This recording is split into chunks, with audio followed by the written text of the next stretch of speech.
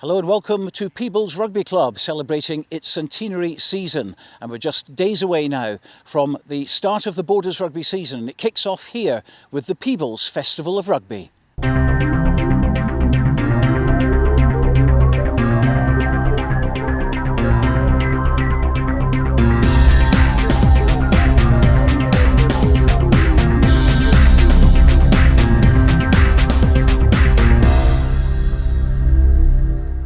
Yes, it's the first programme in a brand new series called Borders Rugby in Focus, and in it we'll be talking to colleagues, players and coaches about rugby, about the week that's just gone and looking forward to the weekend. In the show today, Scotland and Lions legend John Rutherford and former Scotland Club and Sevens international Fraser Harkness. Alan Beveridge is Peebles president in their special season, and he's joining us along with head coach Lewis Bertram and former Peebles captain and now one of our team at Borders Rugby Television, Dale Clancy. Well, Dale, let's start with you, and for everyone involved at Peebles Rugby Club, it's time to celebrate 100 years, and you're all very proud about that. Yeah, I think it's obviously a good year to celebrate it as well, and off the back of what's been a very difficult kind of last 18 months for everybody. So something to celebrate. The club has grown over that time. I think the years that I've known it, obviously my dad was a club captain for 4 years. I was brought up in the club. I've lived in the club quite a long time. Obviously went on to captain the club myself, and I think it's went from being a really good social club in the community to being quite competitive for a few years. And I think now it's really got a bit of a Peebles heart back in it with a lot of local guys. So I think it'll be a good year for the guys to celebrate it, and hopefully with a bit of success on the pitch from Lewis. What about your own personal highs here? Definitely has to be captaining the club, but also captaining the club when we won the Sevens. I think it was something that I'd wanted to do since I was at school. I remember being a ball boy in the side when the likes of James White and Njord McKeever and players of that ilk and Drew Moore, when they won it. I remember that and thinking one day I wanted to be in a team that won the Sevens. So to captain the team was great, and just the whole atmosphere, the night after in the club, probably one of the biggest things was the jubilation of Drew Moore, who'd been there and done that. And I remember him thinking and sitting in the change room at the end going, I did not think today was going to pan out this way, and it was just surreal, but it was good, because then, playing for a team like Peebles, you never think you're going to have the opportunity to win a Kings of the Sevens tournament. So it was a really good day, and it was such a good team achievement. Everybody played terrifically throughout the whole tournament. Well, more on the Peebles Sevens a little bit later on, but let's look back at the weekend just gone and the Edinburgh City Sevens, which took place at Peffer Mill, home of Edinburgh University Rugby Club. You weren't there, but you've seen some of the footage, and there were some magical moments. Yeah, I think the final, obviously, I think on the score line doesn't really reflect how well. I think Melrose, it seems they played during the whole tournament. Good to see Bruce Colvin as well playing for his amateur club again, and obviously David, his brother. And I think that it was good to see them get a score at the end with a couple of younger players. But again, the Samurai, the skill that's and the guys that they can bring in, like the Youngs, we know what they can do, and also a couple of younger guys coming into the squad as well to get a little bit of elite action, top quality action, and it'll probably put them in good stead for the rest of the season, that they've started off with such a competitive tournament. Well, during this show, we're always going to be, talking about Borders Rugby. Of course, plenty always to talk about. And already musical chairs in the last 24 hours. Stuart Johnson, who left Hawick, of course, for Gala, is now the assistant coach there. And of course, Peter Palapoy, who's gone from Gala to become forwards coach at Melrose. Oh, so the merry-go-round goes on and on. But I'd seen that on my way in, actually, just before I arrived here, that Stuart Johnson had went to Gala, and I think, to be fair, I think that's probably quite a good appointment. I think it will be a good support of Fraser Thompson, who's going to be the head coach at Gala.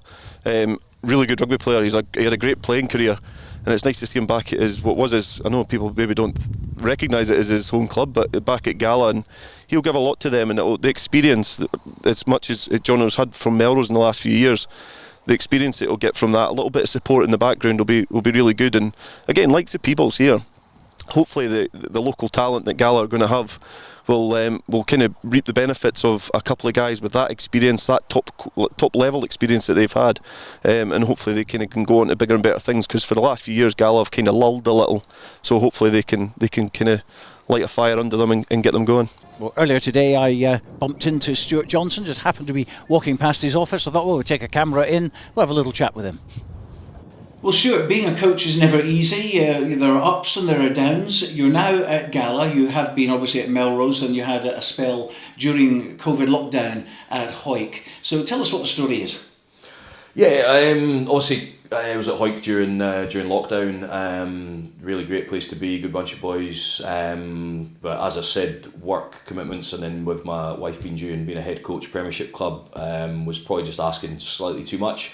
So decided that it was best just to let Matty Douglas continue with that, and obviously knowing Bill Noble and Fraser Thompson, they picked up the phone and just asked if they'd be interested in helping out with their lineouts initially, just down at Gala. So went down, had a conversation with Fraz last Tuesday night, then got involved in a bit of the session. Really enjoyed the atmosphere, the players. Obviously worked with Bill and Fraz before, and then you've got Fish, who I've known for years through rugby, and Megs O'Christie, John Amos, etc. So the bug was still there. Still there, but obviously going in as more just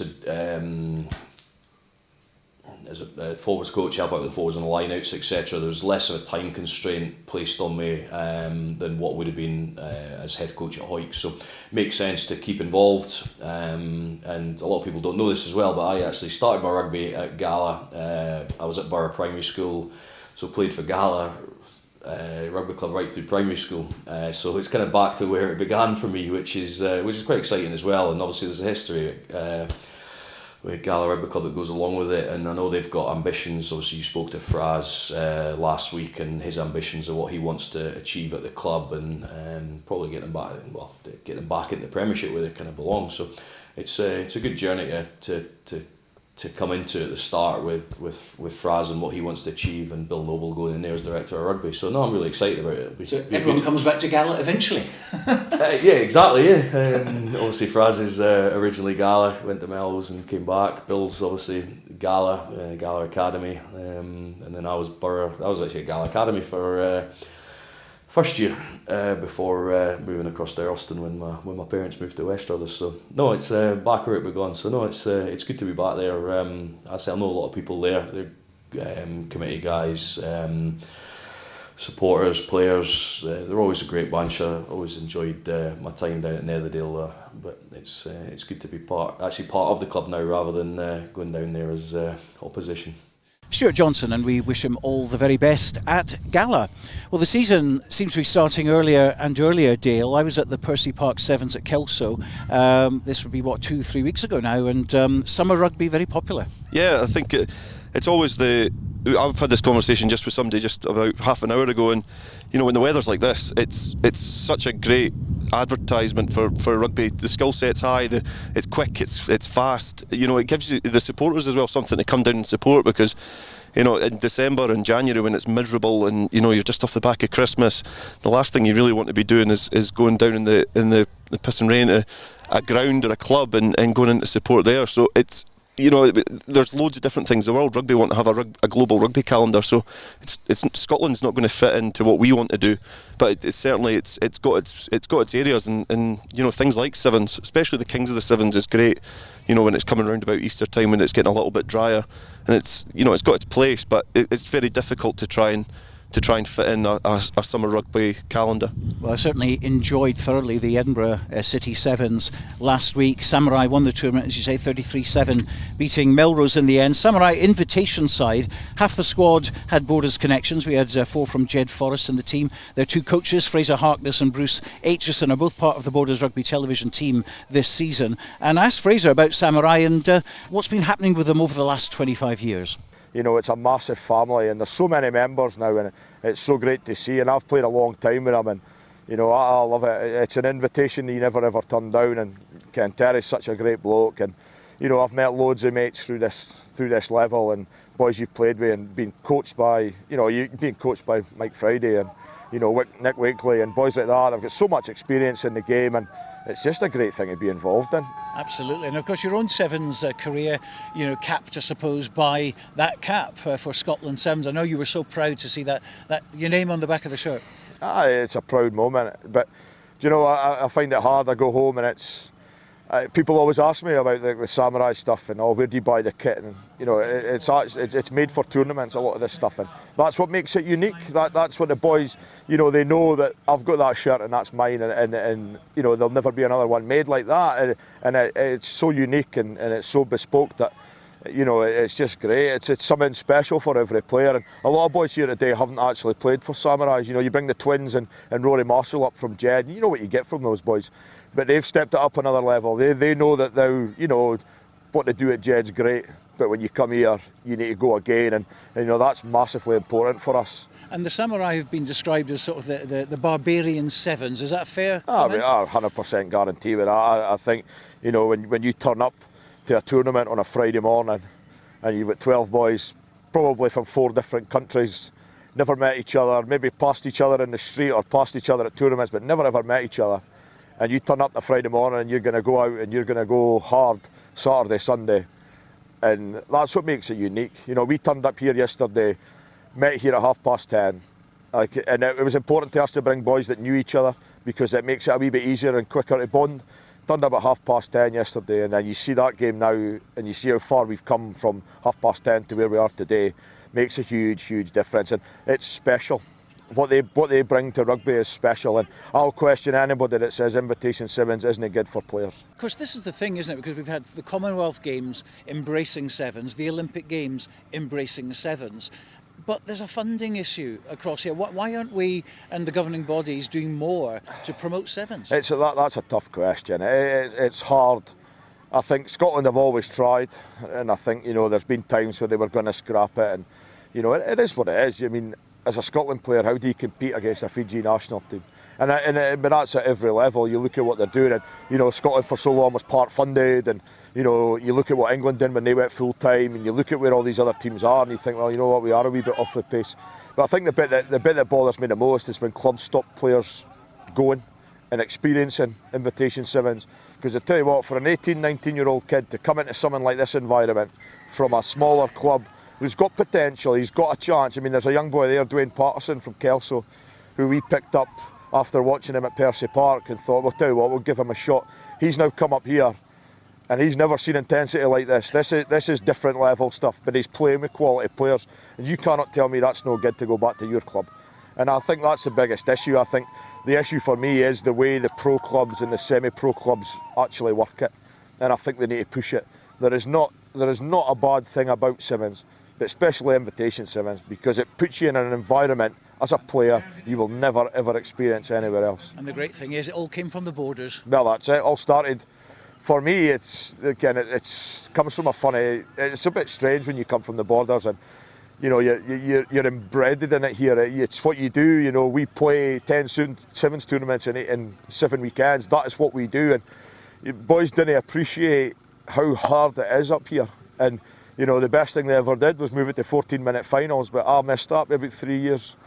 And we used to do the old style when you did 20-minute finals after 4 ties, and that was tough, and you only had 10 players. You know, obviously they've advanced it, they've made it better by bringing in squads of 12, they've allowed rolling subs, everything's changing now, and they're trying to make the game as fast and as furious as possible, and I think the Olympics showed that at every level. The women's rugby as well. I thought the women's stuff was just as good as the men's at times in the Olympics. It was great to watch. Well, of course, Borders Rugby TV's back now, which is great news. One of the very first things we ever filmed in the old days, 2008 at Selkirk when you were there. And you know what's coming now? The final against Newcastle Falcons. And I mean, it's grainy old footage and stuff, but my goodness, it was a proud moment for you there. And, you know, I think it was the first time in 14 years, I think, who won the tournament, and you know we're a good team then. You know, Lee Jones kicked on and went on to get, you know, his sevens and then Commonwealth Games and everything like that from Selkirk. I went on to get my Scotland sevens caps, and people always say to me, oh, how did you manage that? You know, how did you play at that level at your shape and everything like that? But I always knew when I went with Samurai that it was different, and it was.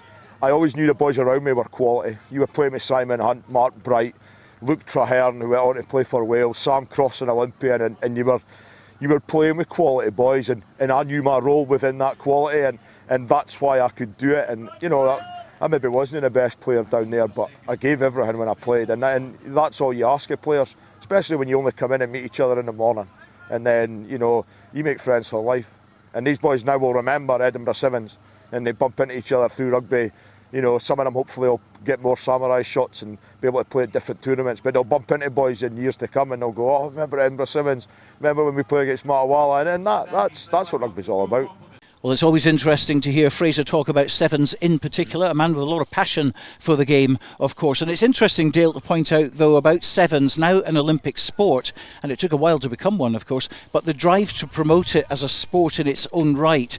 A lot of players were saying, well, you know, we need more investment, and there doesn't appear to be that from the unions. Yeah, I think it's always a difficult thing because off the back of the Olympics, it's always the same conversation, I think, with all sports, and they always drive to want more and more funding, but I think what sometimes people miss in the general kind of public is they're never going to be a mainstream sport. It's never going to be the big sport, you know, especially at the Olympics. It's the athletics or perhaps the swimming, and then you've got the football in there as well, but the football's a different thing entirely.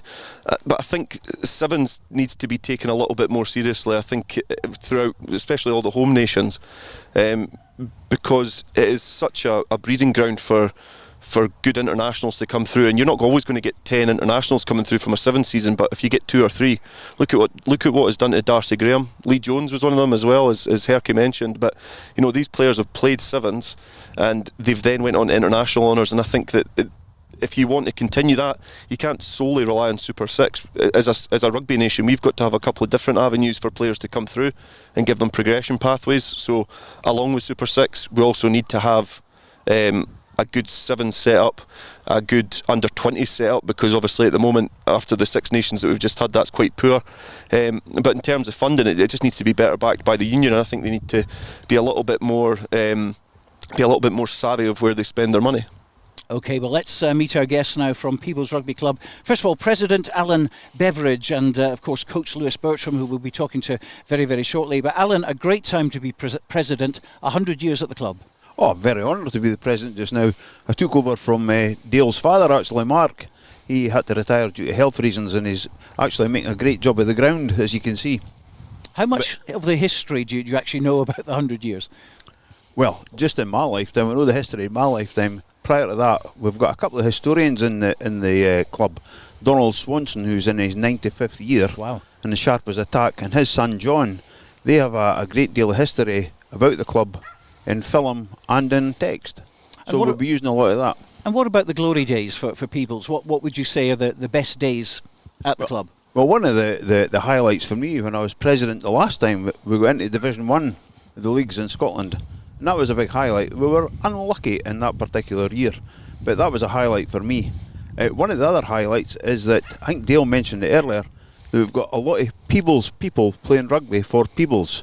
I think last year we had probably the vast majority, probably 13 of the 15 that started the games, went to Peebles High School, which I think is a credit to the club and a credit to Peebles. Well, let's turn to Lewis now, because Lewis, you've been the head coach here for a number of years. Obviously, the last couple, there hasn't been a great deal of rugby going on, but certainly you're kind of embedded at Peebles now, and you'd certainly echo the sentiment that Alan has just said about growing your players from the grassroots level.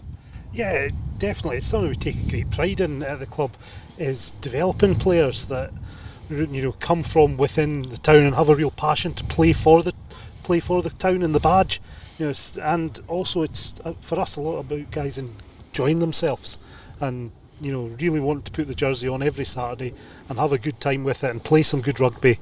And that's what we find we get from these guys. And very important, isn't it, to have a good relationship with the local school? Yeah, the guys at the school work incredibly hard. I think they've got massive numbers. It is a big secondary school. They've got massive numbers at junior levels, which just feeds into us. And it's great to have the numbers that have come through over the last 2 or 3 years.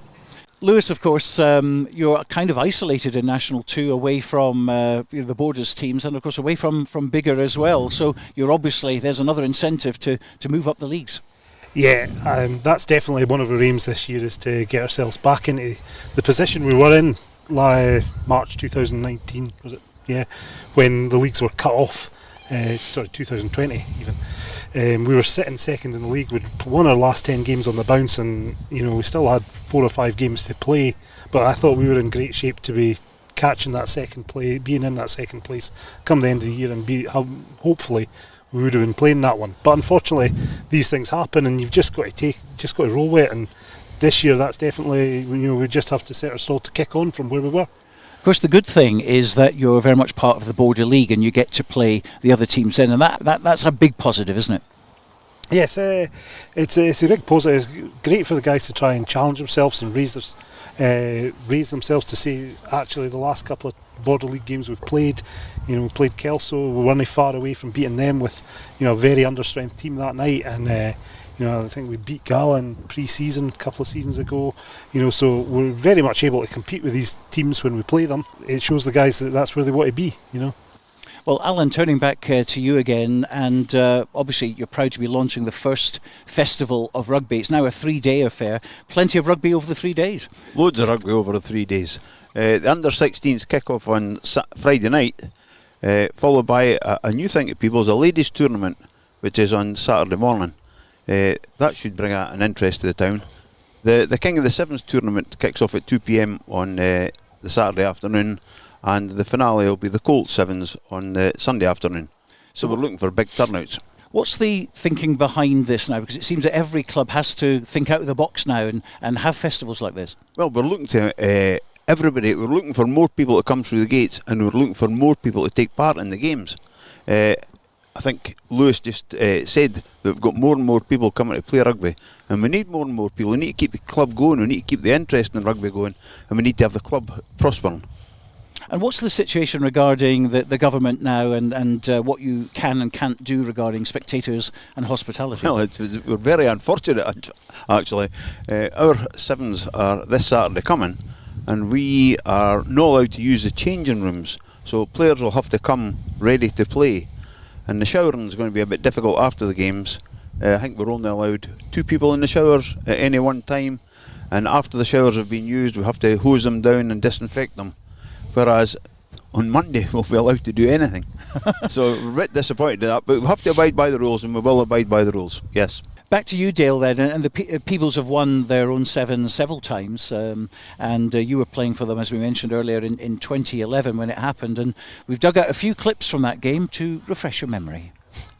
As Jackson goes in, picked up then by Warnock, out to Alan Warnock. Warnock looking at the space here, feeds it out to Drew Moore, along the line to Clancy. Clancy out wide to Donald Anderson. Anderson going for the left corner. He pirouettes, turns. Can he get over? Yes, he can. He's stretched over and touches down, and Anderson gets his second try in this final. Peebles 10, Edinburgh 5. Ewan Bonner now on the ball, trying to go down Dale Clancy. Clancy does well, takes the sharp practically off on there. The ball squirts out wide, picked up by Dave McLean. McLean then, if he can go out wide there, but he looks out to Anderson. Donald Anderson going for his hat-trick. Has he got the legs? He cuts inside. 1, 2 players still going, and he's going to go in again. Great try from Donald Anderson. It's the Donald Anderson final so far, and he scored 3 tries. It's Peebles 15, it's Edinburgh 5. Tackles coming in from Peebles going into the final 10 seconds of this first half. At the moment, Peebles 15, it's Aki's 5, and Dale Clancy now gets the ball inside the 22. He's going to streak in. Great pass out, and Clancy goes in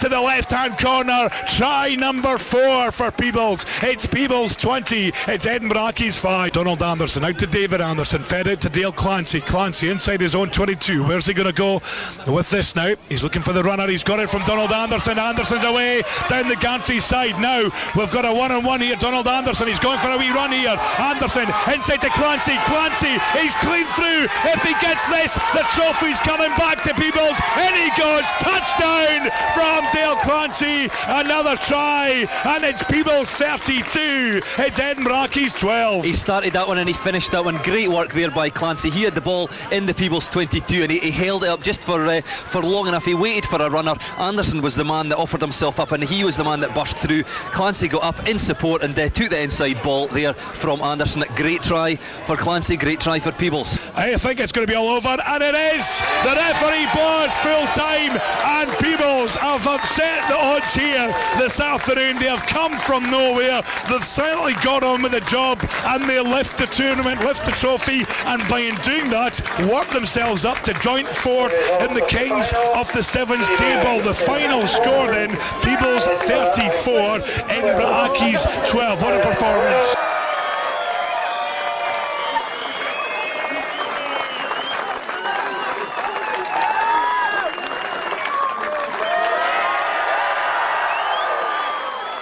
So Dale, did that put you in a happy place? Oh, I've actually I watch it every night before I go to bed, so it's it is the only highlight of my rugby career, I think. Right, well, all three of you now, we've got a little quiz for you, a sort of question of rugby, Peebles rugby at that as well. So we want to know, first of all, out of the three of you, how many times have Peebles won their own sevens? 4. You think 4? Well, I don't want to agree with him, but I think 4 as well. What about you, Lewis? I'll go with 5. You'll go with 5. Well, 4 is in fact the correct answer. 2011 the last time, 2002 against Aberdeen, 2001 against Jed, and the first time was 1992 against Watsonians, a score of 1916, a close match there. But runners-up, how about runners-up? What would you go with that one, Lewis? 8. 8, you think? Never. Never, from you? I do want to agree with Dale again. I'll say a couple of times. Well, but actually, I don't think it's this might surprise you, but it was 5. all right. Okay. And the last time, 2008 against Watsonians. Any ideas of the other times? No, I guess it'd be pretty early on. 2004 was Newcastle. Falcons. 1995, Biggar. 1991, Curry. And the first time was 1988 and Musselburgh. Well, Bigger beating us in the final. Oh, no. Shocker. Davy Reeves is probably still playing. That must have been this year, Ian. Now, the first game, of course, in the sevens goes back to 1923. Do you know who actually won the first Peebles Sevens? Peebles? No, Yes. no. No, I would have to ask Donald Swanson that. He'll definitely know. In fact, he was probably playing. Well, actually, it was a team which isn't far away from you. Walkerburn. It was. Walkerburn won the first sevens. And here's an interesting one for you. They beat Heriots 5-3. But Walkerburn have actually won the Peebles Sevens more than Peebles 8 times. And the last time was way back in 1950. We'll just go over the draw again because it's a 2 o'clock start. And we're going to ask you both to pick a pool winner. Let's go with Pool A, which is Peebles, Biggar and Hawick. Dale. I think I know it's People's home tournament, but I don't think that really counts for much now. And I think Hawick would go through from that pool. Got a lot of good young players, so I'd imagine that it'll be a good tie between Peebles and Hawick, and I think obviously the other games as well. But I think it'll be between one of them two. But I think Hawick will just be too strong. Lewis, Pool A. Well, I'm going to go for Peebles. I told you not to. I can't send a team out and not be confident they're going to win. I couldn't possibly say that. I think some of the guys have worked really hard over the lockdown and pre-season, and I think we're looking in good shape. So no, going with Peebles winners. Who's the big threat for you out of the other two? I think they both are. I think it's a really tough draw. I think probably one of the toughest draw a home club will get in the Sevens circuit. So Hawick being the Premiership team will be the big threat. Well, I'm with Lewis, and I was one of the people responsible for the draw, and I wouldn't like to I didn't want to draw Biggar, nor did I want to draw Hawick, but I think it's very difficult to guess, and again, I would go with Hawick. Okay, well, let's go to the Pool B, which is Watsonians, Selkirk and Curry. That's a group of death, I think. Yeah, I would go Selkirk with that. I don't know what type of team Watsonians will have for the sevens with their involvement with Super 6. I know Curry have certainly lost Stephen Hamilton, but imagine with the big influx of the big cohort of Edinburgh teams in Super 6, I would imagine they won't be as strong as Selkirk. I think they've got some great players. Aaron McComb, for one, I think's a really good sevens player. Got a lot of pace in the wing, the likes of Fraser Anderson, Josh Welsh, Ewan McDougall if he's playing as well. They've got a lot of good sevens players, a lot of good local sevens players as well. So I'm going Selkirk for that one. I'm going to agree with Dale as well. I think Selkirk for me will be the strongest team there. There's a lot of good players there. They've got the experience of Scott White, the sevens experience he's got as well as head coach. So I think definitely Selkirk will be the ones to come out of that pool. Well, border teams are always bad to beat at sevens, but in recent years, Watsonians have played really well at sevens, and I don't know who they've lost to the Super Sixes. But I think it'll be very close between Selkirk and Watsonians. And of course, with I don't know what Curry's going to bring at all. An unknown quantity. It is indeed. Yeah. Yep. No Edinburgh Accies this time round. No. Committee decision just. Okay, so Curry's come in. Let's move on now to Dale and Pool C, Melrose, Kelso and Hearts and Balls, who did pretty well at the Edinburgh Sevens. Well, Hearts and Balls, I don't think you could probably... Again, there's no form coming into it. I think Melrose have got a bit of sevens under their belt as well, for the City Edinburgh Sevens. So, Kelso, a lot of good young players, a lot of running in their legs as well. So, and good experience from the Samurai as well. They had a couple of players playing for them, so tough. That's probably a tougher one to call in the previous round, but I'm going to go Melrose with that. Okay, and of course Kelso have also had a run out at the Percy Park Sevens a couple of weeks before, so that's going to be an interesting one. Lewis? I'm going to agree with Dale again. I think I'm going to go Melrose, just based on what I know previously. I think Melrose will be fairly strong, having had a run out last weekend in the Edinburgh City Sevens. I don't know what Hearts and Balls will bring to the tournament. Okay, and Alan? I'm going to go with the other two. Is there such a thing as a bad Melrose 7? Probably no. I haven't seen one. No. Okay, and on to Pool D then. And Dale, we've got Jed Forest, we've got Berwick, and we've got Gala. Jed. I'll go Jed with that. I know they've lost Callum Young to Heriots, I believe, and I think they've got an abundance of Sevens experience and still got a lot of run in their legs. So I would go Jed with that one. Being a Gala man, I think I'll go for Gala. In that, I think there's some good young players this year that have stepped up from under 18s into Gala. They should make a real difference into the team. And again, talk about experience. Scott White, with Selkirk, Fraser Thompson's got massive experience playing Sevens. So he'll be able to add a lot to that team as well. So I'll go Gala. And Alan? Well, Jed are the holders of this particular tournament, and I remember watching them the last time, 2019. They were very good from 1 to 7, and I don't think they'll be beaten very easily. Okay, well, let's put you on the spot now. Who's going to win the Peebles Sevens? Peebles. Okay, Lewis? Had to say that. Peebles, it's got to be. Dale? I'm going to go Hawick. Okay, interesting, who were beaten finalists, of course, the last time it was played over here. Well, we certainly wish you all well in staging the Peebles Festival of Rugby this weekend, and many thanks for joining us on the programme. That's President Alan Beveridge and Head Coach Lewis Bertram. Well, Dale, before we go today, let's talk about the Lions against South Africa, which is the final test, of course. We're all eagerly awaiting that. We hope for a better game, let's say, than the one that we saw last week. We were, of course, hoping that Stuart Hogg and Rory Sutherland would have been in the squad, but Warren Gatland has made sweeping changes to the team as a direct result of a poor performance last weekend. What are your own thoughts on that? Yeah, I think I've quite enjoyed the Lions series, but I think the two games have pretty much been, kind of role reversal. First test, I think Lions, they won the aerial battle, they got the decisions. Tactically, I think they were just a little bit more astute than South Africa. Second game, South Africa got the decisions, they dominated the aerial battle, and physically they manhandled the Lions for most periods. And I think changes were needed, and I quite like the balance in the backs that they've got. I think Price will give us quick ball, Bundy Aki will give us a platform, because Dan Biggar only gave 3 passes in the whole game. So if Bundy Aki can give a platform, you can get players like Henshaw in the game who'll hopefully release our backs. I think Stuart Hogg's a bit unfortunate to miss out. I think attacking wise he gives a little bit more, but Liam Williams is better under the high ball. I think Rory Sutherland out of them all is the most unfortunate. I think his story as to where he's got to now is remarkable. I think for the work he's put in, his story of going through Hawick, Gala, Biggar, going on and playing for Edinburgh. He's now down to Worcester. I think the injury he had and the way he's fought back, he's almost been a bit of a scapegoat in that front row, I feel, because he was the first change, he was the late replacement and the first one out. But he's had a solid series. I think all his fellow professionals have been singing his praises, but he's very unfortunate to miss out. But I think changes were needed in the last test. But physically, if the Lions front up, I feel that they could probably take this last test and get what is history, because a lot of these South African players will get a chance to play in a South African jersey again, but the Lions perhaps won't. So it's a really good opportunity for the guys to go out and create history, and I'm really looking forward to it. I know I'll be at the Peebles Sevens, but my iPad might have Sky Go on at the same time, just in the corner of my eye, because I'll be interested to see how that pans out.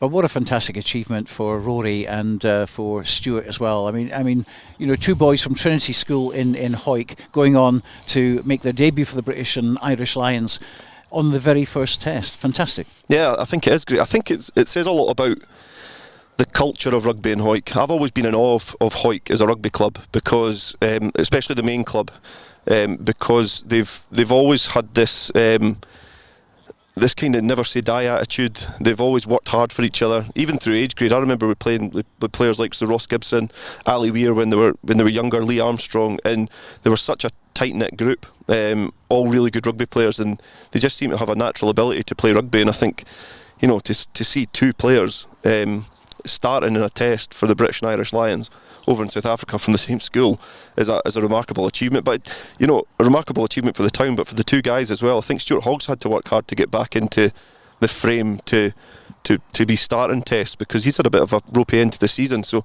it says a lot about him, his kind of demeanour and his attitude towards his profession, really. So it's been a great achievement for both the guys, for the town as well. But hopefully it'll be worthwhile if we can get a final win in the last test. Well, let's hope so.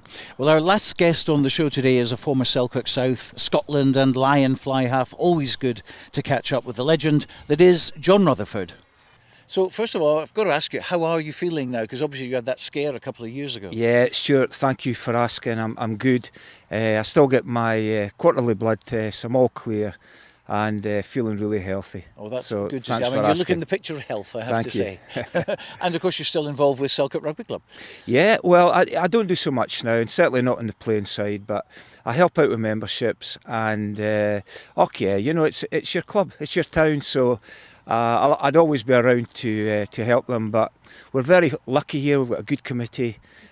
We've got younger members coming on, which we always had to do, bring the age level of the board, the rugby board down. So we've done that over the last couple of years. So I think Selkirk are in a pretty healthy position.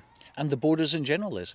Yeah. Well, from what I read and who I speak to around all the clubs, yeah, I think we're all in a healthy position. But everybody's desperate for rugby, Stuart. The players must just be jumping at the bit to get out and play. I feel sorry for the players, but it's starting now, and Peebles Sevens on Saturday, a good start for them.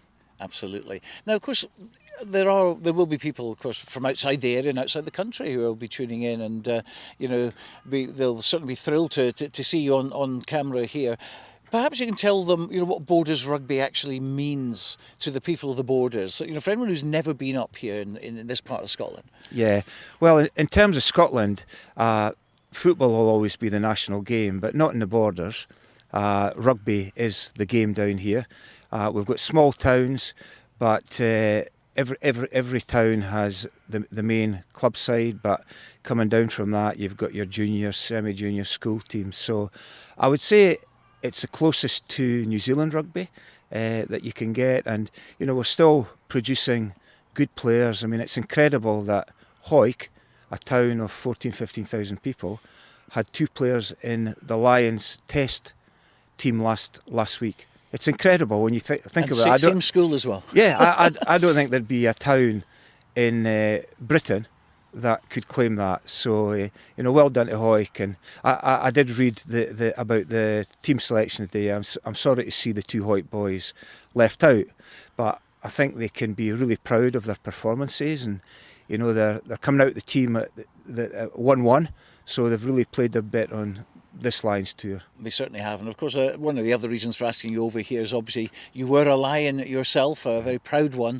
and you will know exactly what these guys, what it means to them to actually go out there on tour to South Africa and get all this attention thrown on them and pinching themselves, no doubt, that these are the same guys that just over 10 years ago they were at school, Trinity School in Hawick. Yeah, well look, for me playing for Scotland was just the best.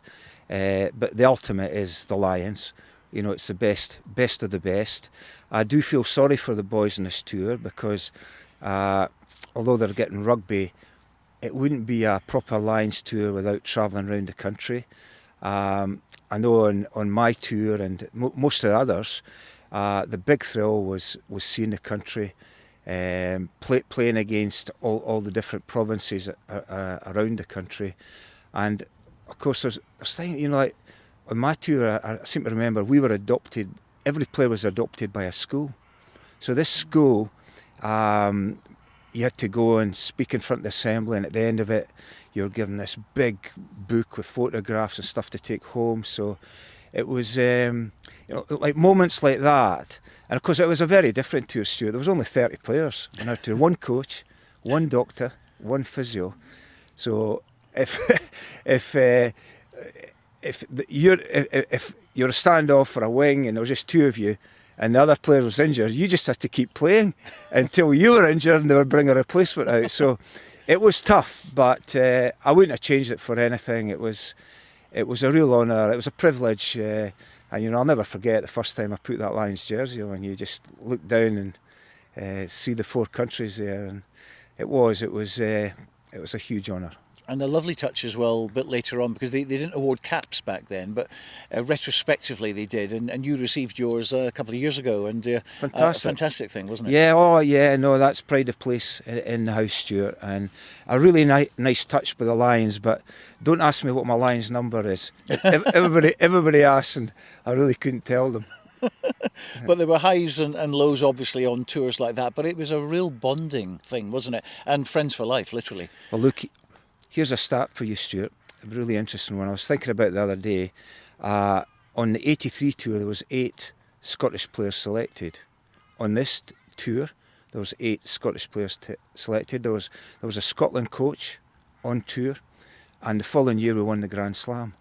So keep your fingers crossed. I mean, that because there's a lot in that, because you do get to know the players in the other countries. I mean, you've lived, well, we lived with them for 3 months, so you do get to know their weaknesses as well as their strengths. So it'll be really interesting next year with these Scottish boys coming back with that experience. Absolutely, and you're good with the stats, I know, and I think you'll probably come up with another stat, because I believe that for South Africa, certainly anyway, the team that wins the first test has kind of gone on to win the whole series, and it's now 1-1. I mean, what are your own thoughts on it? Because the second game, I didn't actually watch it, and the reason I didn't watch it was because everyone was saying it was the most boring match we've ever seen in our lives, and I wasn't really attracted to it after that, because I was away elsewhere at the Edinburgh Sevens. But you know the South Africans better than anyone else. And you know the Lions' sort of ethic. How are both sides going to go into this test match on Saturday? Stuart, it's funny you say that. I agree with you. You know, I didn't really enjoy the game. I enjoyed the intensity, but if you speak to front row players, and I was speaking to Dennis Henderson, our chairman, and he absolutely loved it. He thought it was a great game. Scrumming, kicking the ball at the box. He really enjoyed it. But I think you're right. South Africa have got this way of playing, and they're the best at it. You know, they won a World Cup. The Lions beat them in the first game, but you've got to remember South Africa have had very little Test rugby, so they were always going to get stronger. So second Test, they really were strong the second half, and they didn't waver from these tactics, and it was set piece, a lot of kicking, high kicking, and of course we lost the aerial battle there. So changes have been made. I mean, as I said earlier, I'm sorry that these Scotsmen lost their places, but and I'm really sorry for Watson. I really think he at least deserved a place on the bench. But of course on the bench they've got Finn Russell, and he has definitely got the skill set to change things. And I'm sure that if it's pretty even come half time into 60 minutes, they'll definitely bring on Finn to try and change the game. And I think this blitz defence that South Africa play, there's always space on the outside, and I don't think there's anybody better in the world at these little crossfield chip kicks. And I think if Finn Russell comes on, you'll see quite a bit of that. And do we dare predict a Lions win? Yeah, I think the Lions are capable of winning it. They'd have to be at their best. Tactically, they need to get it spot on. But there's no doubt the momentum is with South Africa, Stuart. But yeah, I've got a feeling the Lions will win this one. Well, let's hope so, certainly. I mean, obviously disappointment for Rory Sutherland and Stuart Hogg to be left out of the squad. But you're a man who knows the highs, you know the lows as well. I mean, your World Cup ended your career, didn't it? Very early on. So, you know, a message to these guys from someone who's been there and done that and literally got the shirt. Yeah. Particularly Rory, but there's loads of rugby to be played. You know, Stuart's already had an amazing career, and I'm sure he'll go into captain Scotland next year. So lots of games to be played, and their role now is to support the test team, and I'm sure they'll do that. It is difficult when you're not in the side, but hey, lots to look forward to, Stuart. Brilliant, and it's always great to see you as well. You're looking, as I say, a picture of health, which is what we want to see. Thanks very much. Pleasure, Stuart. There he is, John Rutherford. What a great guy, one of the nicest people you could hope to meet. Yeah, I remember speaking to him on the podcast that I did with Stuart McFarlane, and a great conversation. Just such a down to earth guy for the achievements that he's made, and again, great to see him in better health now as well. But the work he's put in the Selkirk Rugby Club, obviously, I'm a little bit closer now to Selkirk than I am to Peebles in terms of my location, and the way that the players of the modern era, the way that they're speaking about John Rudd is phenomenal. Like the work he puts into that club, it's what clubs are all about. The ex-pros, the ex-icons of the game going back and giving back to their club, and he loves it. So that's it's not like it's a hardship for him. He absolutely loves doing it, and a great character in Scottish and Borders rugby. So we're nearly off and running, aren't we? We're just a few days away. It's all getting rather exciting. Yeah, I'm looking forward to it. I think it's been a long time coming to get some competitive rugby back, but it's got your kind of juices flowing again as to wanting some competitive action, seeing where players are, seeing, as I said before in the opening introduction to Border Rugby TV, seeing where clubs are, the movers and shakers, players, what they look like now, who's staying, who's going, and I think Peebles Sevens is a great opportunity to start. Hopefully the sun's shining and we can see some good rugby and we can get off and running. Well, we'll have action and coverage for you on Sunday in a special programme featuring the women's, the under-16s and the men's tournaments. And then on Monday you can enjoy highlights of the final of the Colts tournament, which is being played on Sunday. I mean, it really is important for Borders Rugby TV, not just to look after the big guys, but also down below with the semi-juniors, the Reserve League and the East Leagues as well. And we certainly will be doing that throughout the season. But for now, from Alan, Lewis, Dale and myself, thanks for joining us. And next Thursday we'll be coming from Mansfield Park. The Hoyk Festival of Rugby will be next on the calendar. Goodbye for now.